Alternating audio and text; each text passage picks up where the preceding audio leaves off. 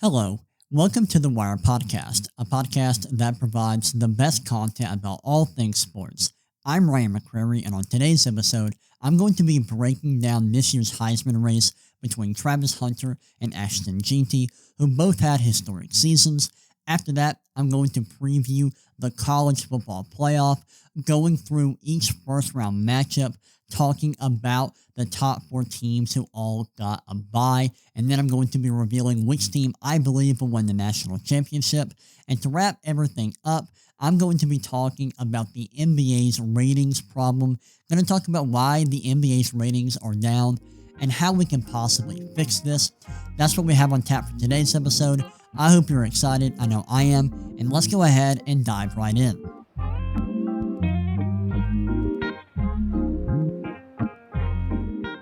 Alright, let's kick off today's episode by talking about this year's Heisman race in college football. This was a crazy Heisman race. The race for the Heisman Award this year was unreal. We had two insanely good candidates, and in my opinion, this is the best Heisman race we've seen in a very long time. It's probably the best that I've ever seen, and I am young. I'm only 22 years old. But still, it is, in my opinion, probably the best Heisman race in the modern era. In like the last 10, 20 years, it might be the best. And when I say the best, I mean the group of candidates is the best. Because the top two finishers in this year's Heisman race both had incredible seasons. They both put up historic numbers. And so I want to talk about each of these two players, and the two players I'm referring to are obviously Travis Hunter and Ashton Jeanty. Travis Hunter, a receiver and cornerback from Colorado. Ashton Jeanty, a running back from Boise State. I want to talk about both of these players and why I believe they both were deserving of the Heisman race. I'll go through both of their cases. I also want to talk about why this Heisman race was so controversial and so polarizing. And I really also want to dive into some really bad arguments that were made against both players by people who wanted the other player to win the award. So let's start off with Travis Hunter, who won the Heisman. He was the leading vote getter. This was the closest Heisman race since 2008. So he was was a narrow victor in this race, but he did end up winning. A lot of people were very upset that he won over Ashton Jeanty. However, I think that Travis Hunter was more than deserving of this award. In fact, I actually wrote about the Heisman race on my Substack. You can check that out. I believe my Substack is called The Wire. You can go read that. I went in depth into both of these guys' case to win the Heisman, doing a thorough deep dive into their numbers, and how they performed this season. Travis Hunter's case is very simple. He was statistically a top 5, top 10 receiver and cornerback this year. And yes, I think clearly one of the best receivers and corners in the league this year, statistically speaking. And he played both of these positions full time. He had over 1,400 snaps played this year. And he played both of these positions at a very high level. He was one of the 3 best receivers and 3 best corners in the Power 4 conferences this year, while playing more snaps than anybody else, which is unfathomable. No one has ever done this. And I know a lot of people will criticize Travis Hunter for certain reasons. I'll get into those in a little bit, but Travis Hunter performed at an elite level as a receiver, and he performed at a very high level as a corner.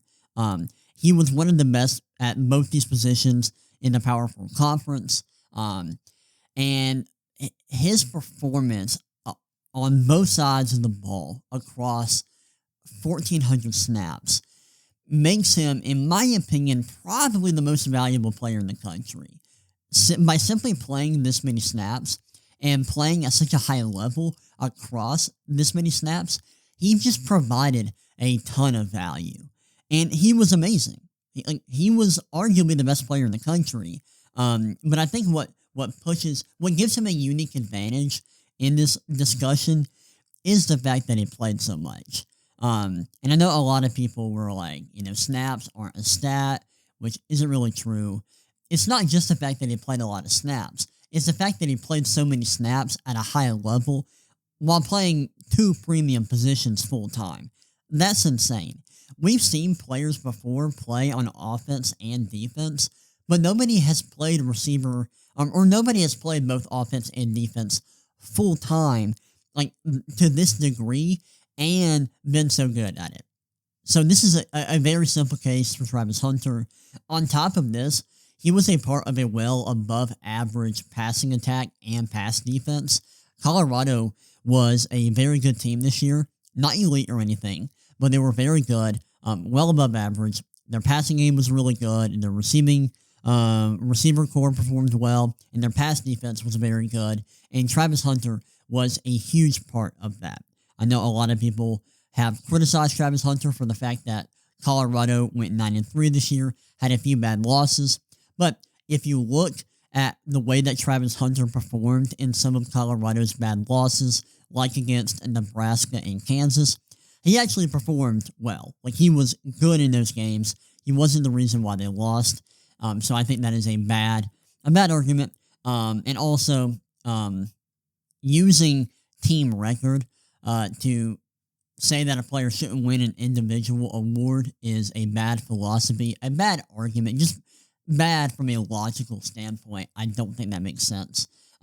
So that's why I think Travis Hunter deserved to win the Heisman Award. That's his case. Statistically, one of the top receivers and corners in college football this year, was one of the best at both of these positions in the Power 4 conference. He played against good competition, and he played significantly more snaps than everyone else, which allowed him to provide more value than anybody else, and he was part of a well above average passing attack and pass defense. Now for Ashton Jeanty, his case is very similar. He was statistically the best running back in the country this year, by far. He led the nation in carries, rushing yards, and rushing touchdowns. He also led the nation in yards per carry, yards after contact per rush attempt, and missed tackles forced. Simply put, Ashton Jeanty had one of the best rushing seasons ever. He was so productive in terms of volume and efficiency. He was the most productive running back in the league from a volume standpoint, but he was also the most productive running back in the league from a rushing efficiency standpoint, which is incredibly impressive. And I know there was a graphic going around a few weeks ago looking at his production with a different number of defenders in the box, and he was so productive, regardless of how many defenders were in the box, which just shows how dominant he was this season. He was one of, if not the highest rated players by PFF ever. The only player that I know off the top of my head that had a higher PFF grade in a single season on offense is Bijan Robinson. No, sorry, not. I don't know if it's Bijan. But Blake Corum. Blake Corum had a PFF grade of 96.1. I believe his second to last season at Michigan. It may have been his last season, but he had one season where he had a PFF grade of 96.1, and Jeanty's was around 95. It was like 95.3 or 95.6, something like that. And then on defense, I believe Chase Young had a season with a PFF grade of 96 plus. I believe that's correct. Either way, my point is that in terms of PFF grade, Jeanty had one of the best seasons in the modern era. And I think you can make a case that Ashton Jeanty was simply the best player in the country this year. He was better as a running back than Travis Hunter was as either a receiver or a quarterback, which I think is probably Jeanty's strongest case to win the Heisman. He was just so dominant for his position. extremely impressive, more than deserving of the Heisman.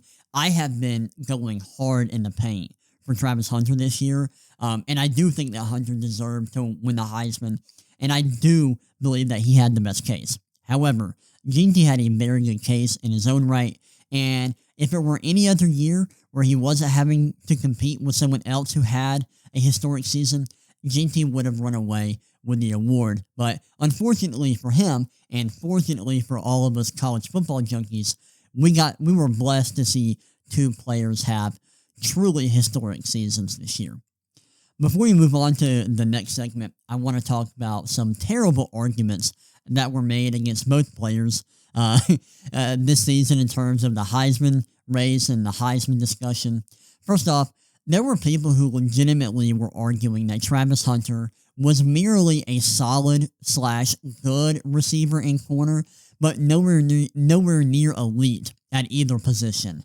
And that is just not true at all. And I hate to be rude, I hate to be mean, but people who say that Travis Hunter was merely good this season, they don't know what they're talking about. Respectfully. Like, I say that respectfully. I've broken down the numbers. I am a stat nerd.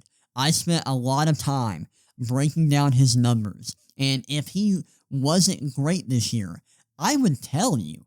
I have no problem saying that a player wasn't great. But the fact is, Travis Hunter's numbers were way better than I was expecting. His numbers were great. He wasn't perfect. For example, as a corner, he wasn't this lockdown corner who never gave up yards, never gave up completions. No, he was around, like, he was merely good in terms of, yards per coverage snap, completion percentage allowed, stats like that. However, his PFF grade on defense as a corner was excellent. So was his passer rating allowed when targeted. He was top 10, even higher than that in both of these stats. So he was amazing as a corner, and he was, I believe, top 3 in receptions, receiving yards, and in receiving touchdowns among Power 4 receivers. He was also very efficient on that side of the ball, was amazing at making contested catches. Travis Hunter was not merely good as a receiver or a corner. He was amazing at both positions, and anyone saying otherwise is simply incorrect, in my opinion. And I would just heavily disagree with that assessment of his performance this season. Now, one terrible argument made against Ashton Ginty is that he played in the MWC, the Mountain West Conference, so his production wasn't that impressive. No. Now, I am an elitist, and I do care about, the quality of a player's opponents when evaluating their production. However, Ashton Ginty was so freaking good this season that it doesn't really matter that he played in the Mountain West Conference. He was the best player in the country, and Boise State's strength of schedule wasn't awful. Was it good? Not necessarily. It wasn't like they were playing a super tough schedule. However, their schedule was way better, way more difficult than a team like Indiana's. Now, Indiana's, I know their strength of schedule got a huge bump from playing Ohio State, but for a large portion of the season, Indiana's schedule was significantly worse than Boise State, and Indiana plays in the Big Ten. So I bring that up just to show that Boise State's schedule wasn't super easy this year. It wasn't like they were playing a cupcake schedule. I believe that they ranked around 60th, if not higher, in strength of schedule this year, which is above average.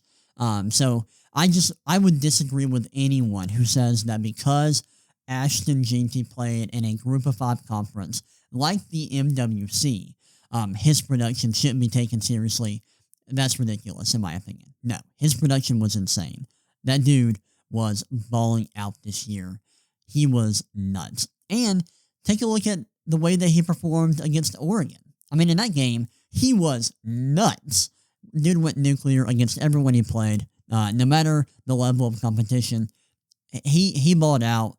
And I don't think that strength of schedule or, the quality of his opponents is a good reason to argue against him winning the Heisman. That's just a bad argument. Now, another argument, this one is in favor of Ashton Jeanty and goes against Travis Hunter. I think this is really bad as well. And this argument is that because Boise State won their conference championship and made the playoff, Ashton Jeanty was the more impactful player.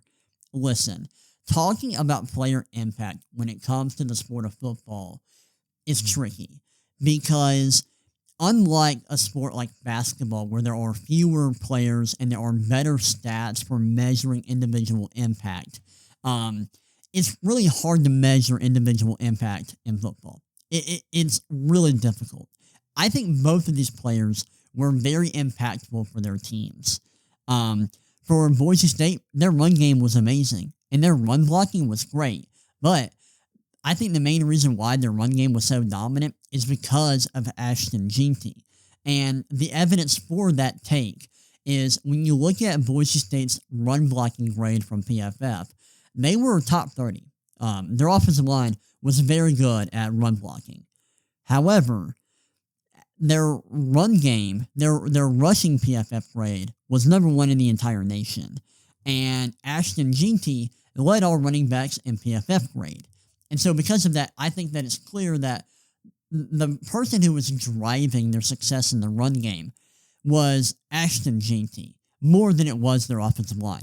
Their offensive line was certainly very good at run blocking, but they weren't the best run. They didn't have the best run game because of the run blocking. They had the best run game because of Jeanty.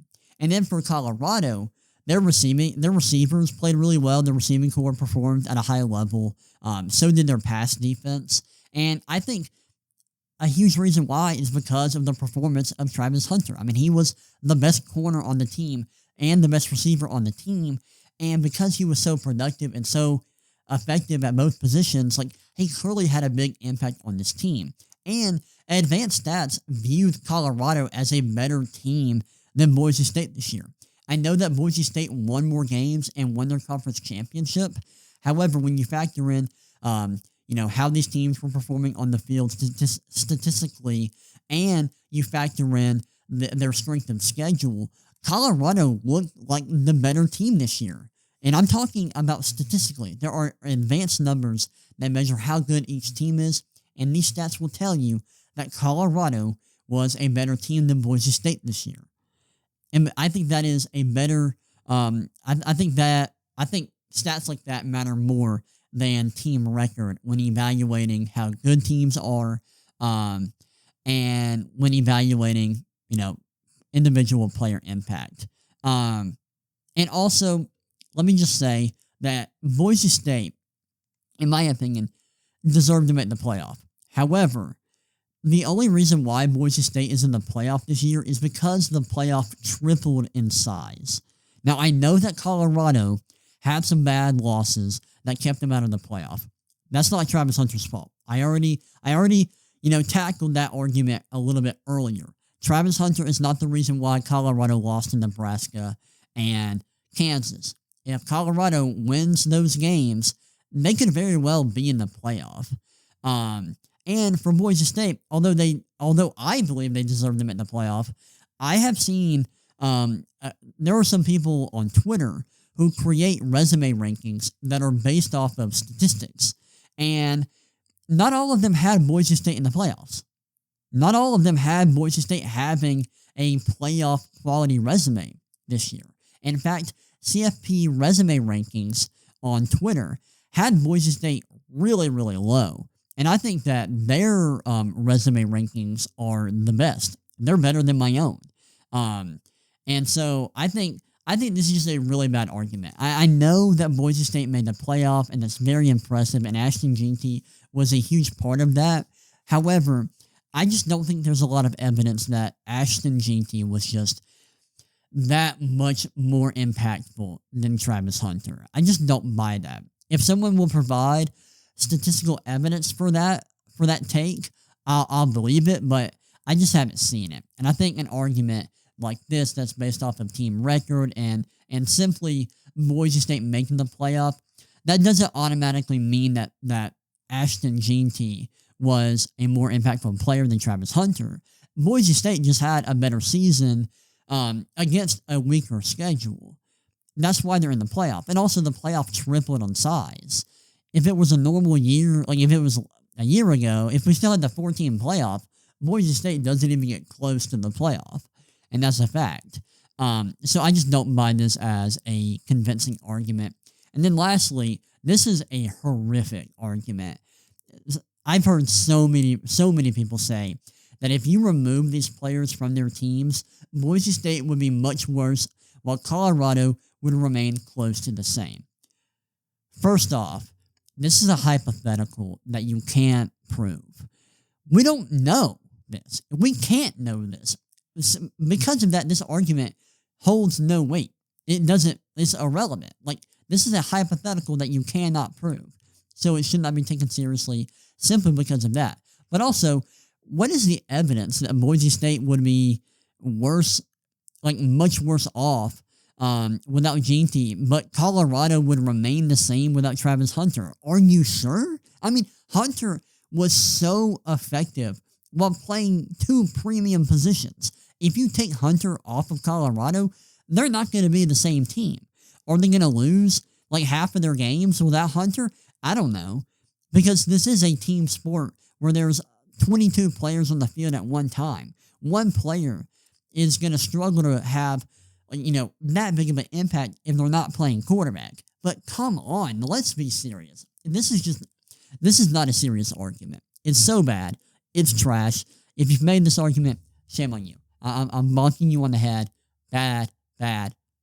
It's a terrible argument. But yeah, those are some bad arguments that I saw that just made me want to pull my hair out. They're so bad. But overall, my main point in discussing the Heisman race is I wanted to point out that this Heisman race was incredible. It was so good. I hate that it became such a polarizing thing and that there were people trying to tear down both Travis Hunter and Ashton Jeanty. Listen, we are probably never going to see a Heisman race like this. We're never going to see a player like Travis Hunter. And it's probably going to be a long time before we see a player like Ashton Jeanty. Both of these guys just had historic seasons. And we should, we should celebrate that rather than trying to tear both of these players down. I think both of these players deserve to be celebrated and cherished for the way they played this season, how productive they were, and the show that they put on each and every week. They were awesome, and it was a pleasure to watch both of these guys. And I hope we get to see a Heisman race like this at another point in my lifetime. But I don't know that we will, because this Heisman race was truly one of the greatest Heisman races of all time. Next up, I'm going to talk about the college football playoff this year. I am recording this on Friday night. I'm hoping to get this out Friday night. The Notre Dame-Indiana game might have kicked off by the time I get this out, but I did want to preview this year's playoff.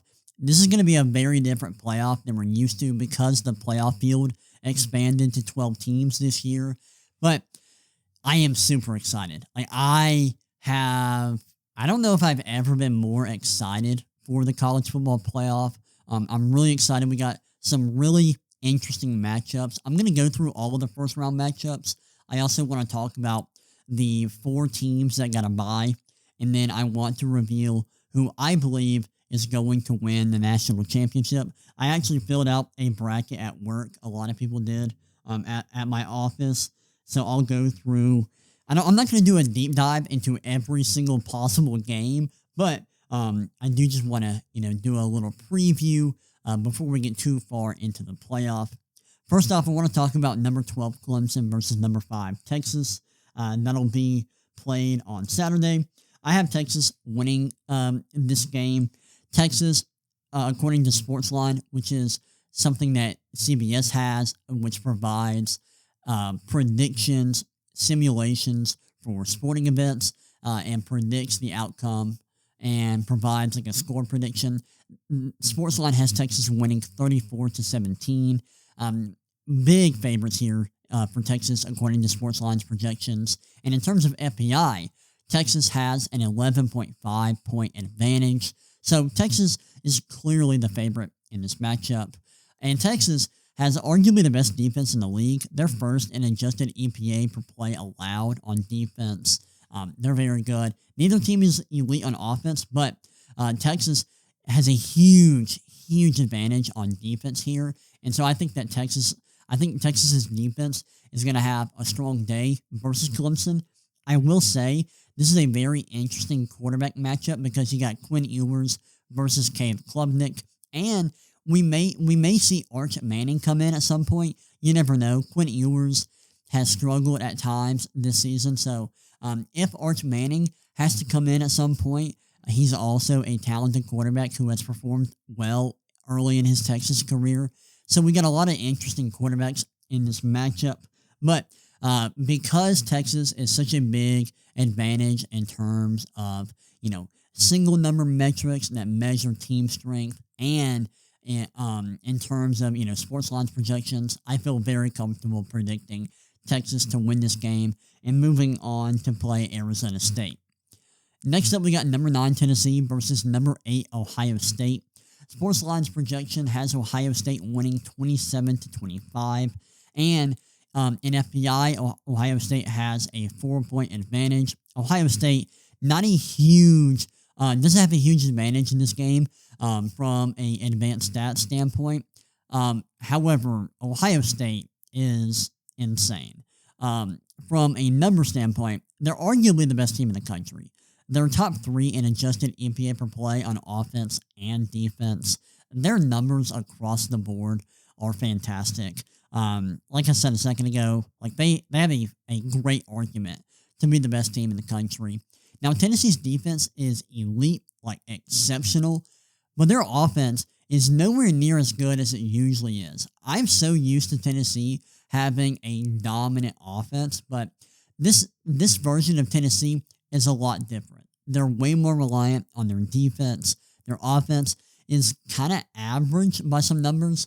I think when Tennessee's offense is rolling, it can be very good, but we just haven't seen Tennessee's offense perform at a level that we're used to, which I think puts Tennessee at a big disadvantage. If their offense isn't going to be really good against Ohio State's dominant defense, I wouldn't be shocked to see Tennessee struggle in this game. However, I do have to point out that Ryan Day is notorious for kind of shrinking in big games. So if you're an Ohio State fan, you just have to pray that Ryan Day is not going to crap his pants and wet the bed. Will he? We'll have to see. I think Ohio State is, a much better team than Tennessee, and Tennessee is a very good team, but Ohio State is simply that good. Ohio State is the better team in this matchup. They should win this game. I'm a little worried about Will Howard. Will Howard, not a bad quarterback. In fact, he's a good college quarterback. But we've seen him struggle at times this year. Same for Nico, Tennessee's quarterback. So this is going to be a really interesting matchup. I wouldn't be shocked if this is a low-scoring game where both defenses really shine. But I do expect Ohio State to win, even if it is closer than it should be. Next up, we got number 11 SMU versus number 6 Penn State. Sportsline's projection has Penn State winning 36-24, which is huge. But in terms of FPI, Football Power Index, which I forgot to mention, this is ESPN's team strength metric, which measures how good each team is. In terms of this stat, Penn State is about 3.6 points better than Indiana. Penn State is a really good team. I think they are criminally underrated. They're top 6 in adjusted EPA per play on offense plus defense. They are a fantastic team. Now, SMU isn't a slouch. They are top 10 in net adjusted EPA per play, which is the difference in their adjusted EPA per play on offense and defense. They're 31st on offense and EPA per play, and 9th on defense. This is a very good team we're looking at from SMU. Now, Sportsline's projection isn't crazy in my opinion, but I think this game could be closer than expected. I wouldn't be shocked if Penn State wins by a lot, wins by double digits here, but SMU is just really, really good. They've got a good defense. They're well above average on offense. I think Penn State has the advantage here, but SMU may make this a close game. But overall, I do think that Penn State will win this game and should move on to play Boise State. And then before I move on, if Ohio State does beat Tennessee, they would end up playing Oregon, who was the number 1 team in the playoff field this year. Next up, we got number 10 Indiana versus number 7 Notre Dame. This is the final first-round matchup. Sportsline projects Notre Dame to win 30-21, and FPI makes Notre Dame a 6.6 point favor in this game. Notre Dame is criminally underrated. Like, they are phenomenal. From a number standpoint, like, their numbers are just unreal. I'm literally speechless thinking about it. This team ranks 2nd in adjusted EPA per play. I think that's net adjusted EPA per play. And they're 18th on offense in terms of EPA per play and 2nd on defense. Indiana is really good, though. Indiana is really good despite not having the strongest schedule. They're 6th in net adjusted EPA per play, including 9th on offense and 5th on defense. I like Notre Dame here, and I've seen a lot of projections that have Notre Dame winning big in this matchup. They're really good on defense. Their offense, while not being quite as good as their defense, is still very good. But this could be a very interesting matchup, and I wouldn't be surprised if Indiana pulls off the upset. I do think Notre Dame is going to win this game. I think they've been on a roll recently. Their advanced numbers are fantastic. But Indiana's really good. I think Indiana's really underrated. People are sleeping on them, but I do like Notre Dame to win as big favorites. Next up, I want to break down the top 4 teams who are not playing in Week 1 because they have buys. Starting off with number 1, Oregon, one of the better teams in the nation. In my opinion, they aren't quite the best team, though. They're 6th in FPI, 9th in net adjusted EPA per play. They're 4th on offense and 38th on defense in terms of EPA per play. They've got a very good quarterback, one of the best quarterbacks in the nation in Dylan Gabriel, with an excellent offense. They've got a really good passing game and run game. I am a little bit worried about their defense. Their defense is just really weak, and I think it's going to hold them back and keep them from winning the national championship. I would not be shocked if Oregon made a deep run and made it to the semifinal or the national championship, but with a defense that is merely good but not great, I don't feel comfortable picking them to win it all. Next up, we have number 2, Georgia, and this is a fascinating team. The Bulldogs are 5th in FPI, but their EPA per play numbers are, like, very concerning. They are 45th in net adjusted EPA per play. They're 45th on offense and 55th on defense in EPA per play. I will say ESPN's efficiency numbers are much higher on Georgia than EPA data is. For ESPN's efficiency numbers, Georgia ranks 6th on offense and 17th on defense. These efficiency numbers from ESPN are adjusted for strength of opponents.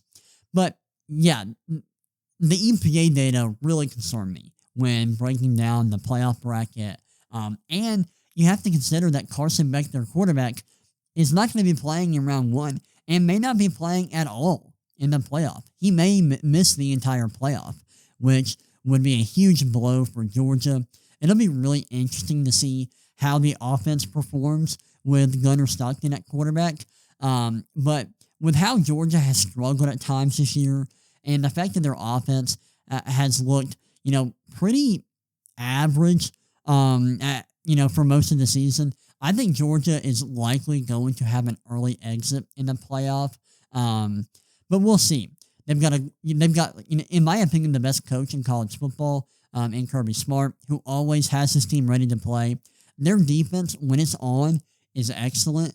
If their defense can perform at a high level, this team can make a deep run, but they really need their offense to start clicking in the playoff, and they need their defense to really shine, or else I think this team could get upset. Next up, we got number 3 Boise State.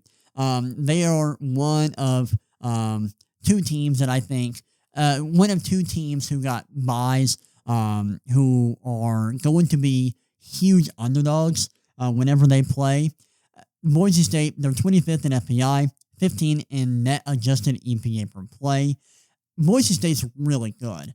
They've got a few things that make them a really dangerous team. I know that I said they're going to be huge underdogs whenever they do play, and I do think that's the case. But Boise State, as the Group of 5 representative this year, it is not a team you can write off because they're 7th on offense in EPA per play. They have an elite run game that has been dominant this year that allowed them to play Oregon close early in the season. And they have arguably the best player in the nation in Ashton Jeanty, who has been nothing short of spectacular this year. I mean, he has been so good this year. I am worried about their defense, though. They rank just 65th on defense and EPA per play, which is a huge issue. That is the main reason why I don't think Boise State is going to win a game in the playoff, and why I think they're likely not going to be competitive. You never know, though. Games, you never know how things are going to go in college football. Boise State can definitely, push a team like Penn State or SMU, and make that game competitive and even win a game versus either of those 2 teams. However, I am just really concerned about Boise State's defense, and because of their defense, I feel more comfortable picking a team like Penn State to get past them and win that second-round matchup. Lastly, for the top 4 teams, we got Arizona State, the Big 12 representative. They went from the Pac-12 to the Big 12 and immediately won their new conference. Arizona State, a very interesting team, but like Boise State, they're very good on offense, kind of, mediocre on defense, and they've got a star running back. Arizona State is 22nd in FPI, 18th in net adjusted EPA per play. They're also 8th on offense and 56th on defense and EPA per play. And their running back, Cam Scatabo, was one of the better players in the nation this year. I don't remember if he was top 10 in Heisman voting. Yes, he was. He was 5th in Heisman voting. He had a very strong season. And he performed really well in the Big 12 championship game against Iowa State. This team is a lot like Boise State from a number standpoint. I think Arizona State is likely to lose in the second round if they play Texas, which is a matchup that I have set up in my bracket. But their offense is really good. Their run game, very dominant. They've got one of the best running backs in the nation. They could make a game really interesting due to their rushing attack, but their mediocre defense will cause some problems, in my opinion. Now I want to look at my bracket and just go through it. So in the second round, at the top of the bracket, I have Texas playing Arizona State, and I have Texas winning that matchup to go on to the semifinal. Next up, we got Ohio State and Oregon. When I was filling out my bracket, I thought about this game a lot. My initial thought was Oregon would win this game, but Ohio State's numbers are just so good. They are, in my opinion, probably the best team in the nation. I think they're the most talented team. Their statistical profile is just so impressive. And because of that, I felt more comfortable picking Ohio State in this game. But this is a really good matchup. I really like Oregon. I think Oregon's defense is it's too questionable. I think that's going to really hold them back in a game like this. I know Oregon beat Ohio State earlier this season. I get that. And I get why people will pick Oregon to beat Ohio State. But I like the Buckeyes in this matchup. Their defense is just a lot better than Oregon's. I think they're just so talented on both sides of the ball. They're definitely more well-balanced on offense and defense. I like Dan Lanning as a coach more than I like Ryan Day, but Ohio State, their profile is just very impressive. So I have them moving on to play Texas in the semifinal. In the semifinals. Next up, we got Penn State and Boise State. I've got Penn State moving on.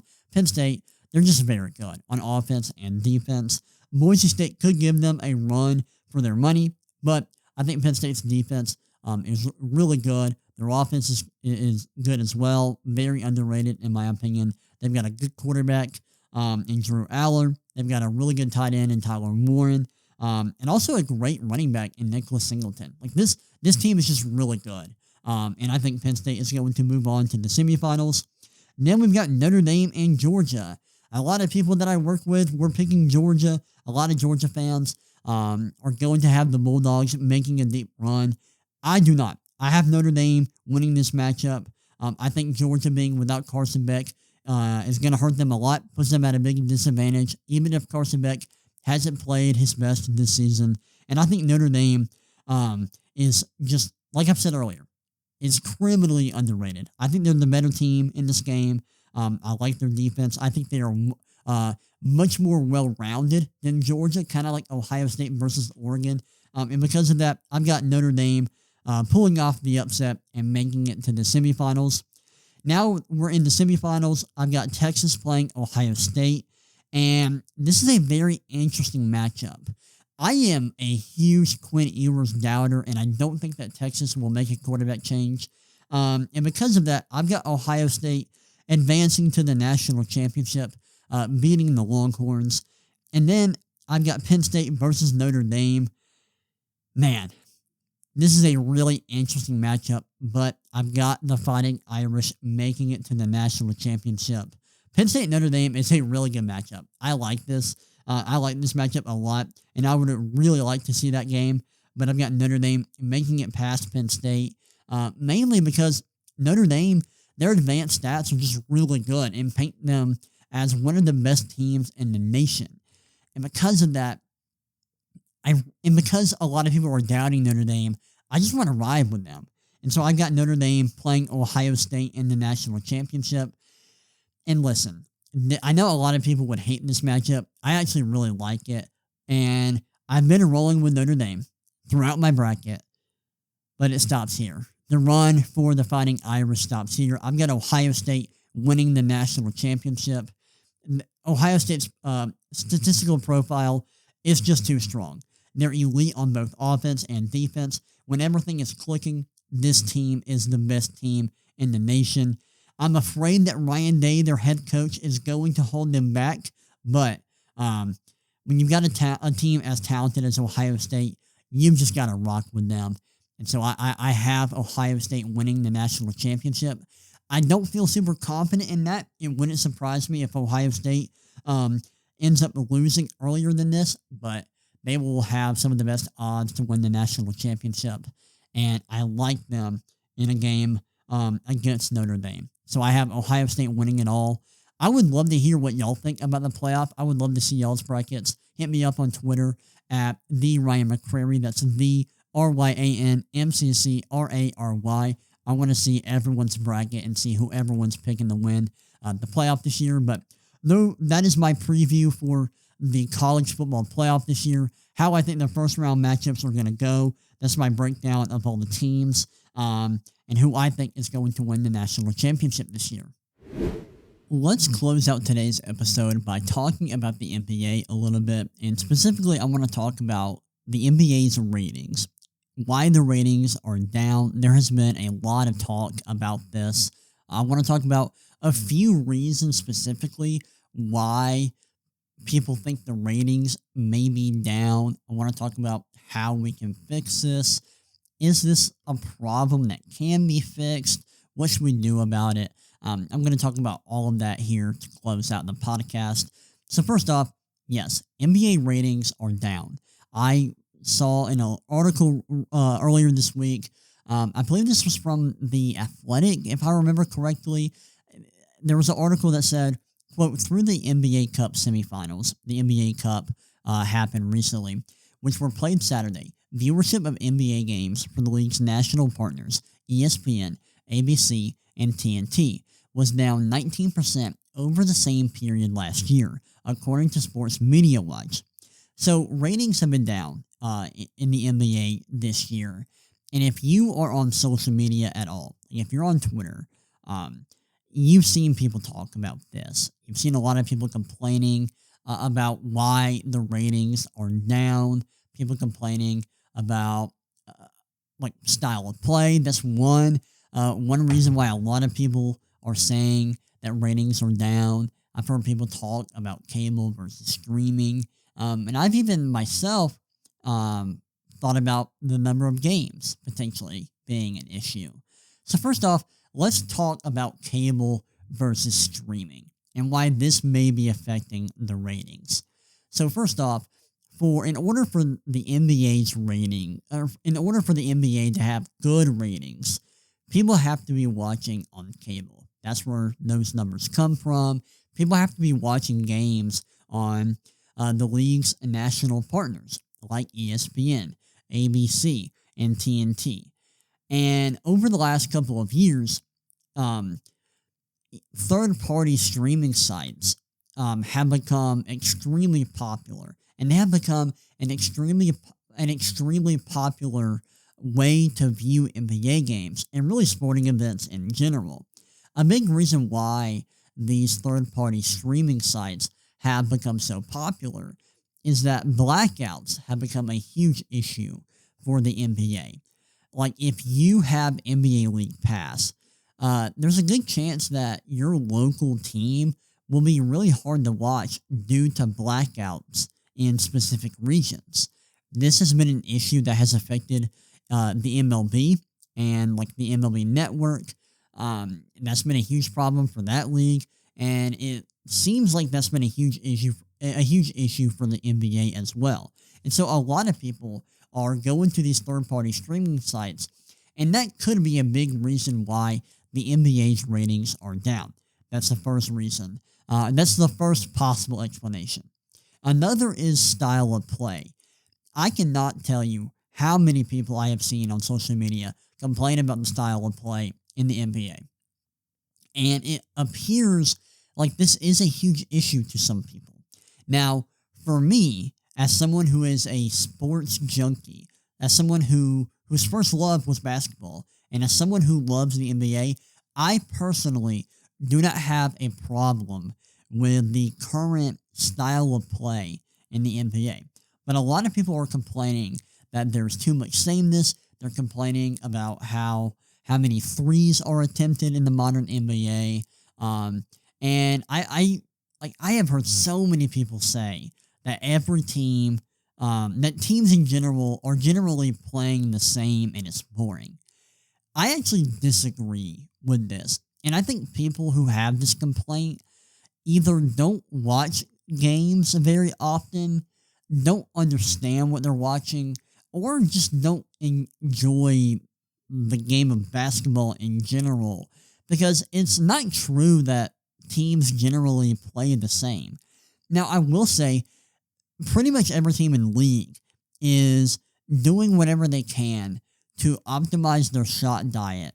And they're doing this by prioritizing shots at the rim and three-point shots. And they're cutting out long twos, which are just inefficient shots. And pretty much every team is doing this. And in that sense, yes, every team is generally operating in a similar manner on offense in terms of their shot diet, to some degree. It's not, exactly accurate to say every team has the same shot diet, but it is accurate to say that every team is operating in a way to minimize long twos. That's a fact. But not every team operates the same way. Not every team runs a lot of pick and rolls. The Grizzlies, for example, don't run a lot of pick and rolls. Not every team relies a lot on isolation. In recent years, the Clippers, for example, have heavily relied on isolation. And the Celtics do as well. They rely a lot on isolations and spot-ups. But a team like the Warriors don't. They they're more reliant on handoffs, off-ball screens, cuts, things like that. And then the Nuggets have their own unique way of operating on offense. They utilize a lot of spot-ups and post-ups, which is, and utilizing post-ups is not the norm, but they do that because they have Jokic. So it is not true that teams in the NBA generally operate the same way or have the same style of play.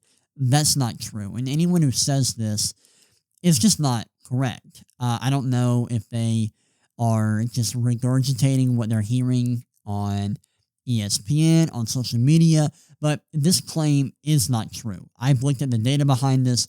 It's not true. I will say that one issue that I've seen people complain about that I agree with is defense in the modern NBA. Now, I've seen a lot of people say that there is no defense in the NBA. That's not true. I watched the Rockets and the Thunder play recently, two of the top teams in the Western Conference, and that game had incredible defensive intensity. So it's not true that there is no defense in the NBA. That is not a correct statement. However, the rules and the way that games are officiated benefits the offense a ton because there's no hand checking, or at least hand checking has been kind of officiated out of the game. So hand checking has kind of been taken out. Foul baiting is allowed and almost like encouraged by the way that officials officiate the game. And those two things make it harder to play defense in the modern NBA, especially considering that the average player in the NBA now is significantly better offensively than the average player from 10, 20 years ago, and even further down the line. So because players in general have gotten better offensively, and the rules have started to favor the offense more, defense has changed and gotten worse generally. I would love it if hand checking came back and officials started to crack down on foul baiting. I think those two things would make the game better. They would make offenses a bit worse, but I think that would make the game a bit more fun to watch. That's my opinion. But aside from that, I personally do not have an issue with style of play. I think generally teams are performing really well offensively. The way they're operating is exciting, fun to watch. There are a number of different teams with different styles of play. There are certainly times where teams they fall too in love with threes and get tunnel vision. And so you'll see stretches of games where teams are taking bad shots.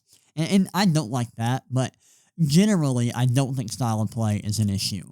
I do wonder if the number of games is a problem, though, because as someone who loves the NBA and works a full-time job, I do find it to be kind of difficult to tune into the NBA every single night because of the nature of my job, because I have to wake up early in the morning and go to bed fairly early, around 10:30, maybe 11 o'clock. Because of that, I do find it hard to tune into the NBA every single night.